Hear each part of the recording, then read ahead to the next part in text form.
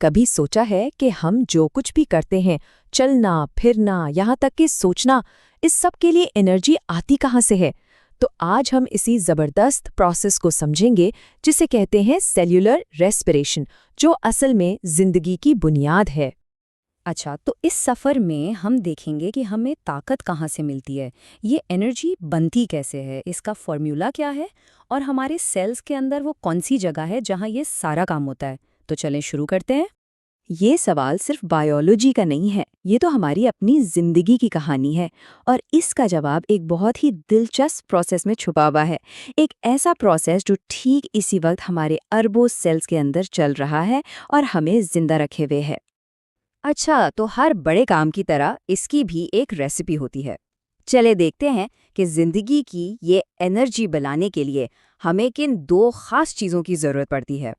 तो सबसे पहली चीज़ जो हमें चाहिए वो है फ्यूल, यानी ईंधन। और ये फ्यूल है ग्लूकोज, यानी शुगर। ये वही सादा सी शक्कर है जो हमें कार्बोहाइड्रेट्स जैसे रोटी या फलों से मिलती है। समझें कि ये हमारे सेल्स का पसंदीदा खाना है। लेकिन सिर्फ फ्यूल से तो काम नहीं चलेगा। इस फ्यूल में से एनर्जी निकालने के लिए एक चाबी भी चाहिए, और वो चाबी है ऑक्सीजन, जो हम हर सांस के साथ हवा से अंदर लेते हैं। ऑक्सीजन के बगैर ग्लूकोज में मौजूद सारी एनर्जी बस लॉक ही रहती है। तो जब हमारा फ्यूल यानी ग्लूकोज और ये चाबी यानी ऑक्सीजन आपस में मिलते हैं तो एक ज़बरदस्त केमिकल रिएक्शन शुरू हो जाता है।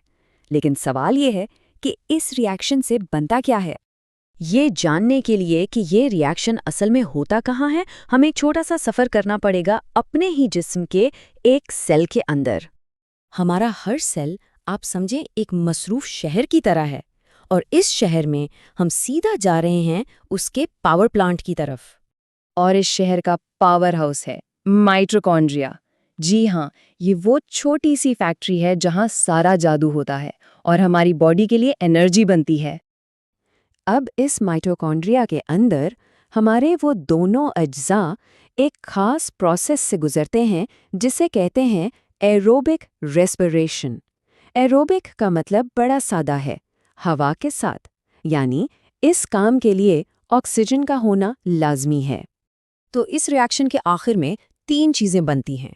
एक तो कार्बन डाइऑक्साइड, जिसे हम सांस के जरिए बाहर निकाल देते हैं। दूसरा है पानी।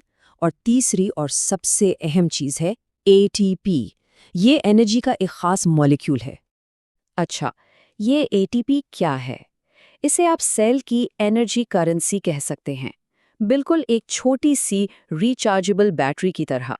यही बैटरी फिर सेल के हर काम को पावर देती है, चाहे मसल्स को हिलाना हो या बॉडी में नई चीज़ें बनानी हो।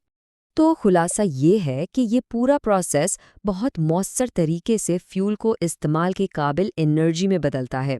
और जो फालतू चीज़ें बनती हैं, जैसे कार्बन डाइऑक्साइड, वो जिस्म से आसानी से बाहर निकल जाती हैं। लेकिन क्या हो अगर ऑक्सीजन कम पड़ जाए? मिसाल के तौर पर जब हम बहुत तेज़ वर्जिश कर रहे होते हैं और सांस फूल जाता है, तब क्या होता है? अच्छा, ऐसी इमरजेंसी के लिए हमारे सेल्स के पास एक प्लान बी भी होता है। उसे कहते हैं एनएरोबिक रेस्पिरेशन, यानी हवा के बगैर होने वाला प्रोसेस। ये इतना ज़्यादा मौसर तो नहीं है, मतलब बहुत कम एनर्जी बनती है, लेकिन जब मसल्स को एकदम से फौरी एनर्जी चाहिए हो तो ये बहुत काम आता है। तो आखिर में ये पूरा प्रोसेस इतना अहम क्यों है? सीधी सी बात है, क्योंकि ये सिर्फ एनर्जी बनाने का काम नहीं है, ये ज़िंदगी की बुनियाद है। इसी की वजह से हम हरकत कर पाते हैं, हमारी नशोनुमा होती है और यहाँ तक कि हमारे जिस्म का टेम्परेचर भी बरकरार रहता है। लेकिन चलिए एक आखिरी सवाल पर सोचते हैं। हमारा फ्यूल तो खाने से आता है, लेकिन पौधे, जो इस फूड चेन की बुनियाद हैं, वो अपना फ्यूल कहाँ से लाते हैं? ये एनर्जी की पूरी जंजीर का नुक्ता आगाज़ है। और ये अपने आप में एक और बहुत ही दिलचस्प कहानी है जिस पर फिर कभी बात करेंगे।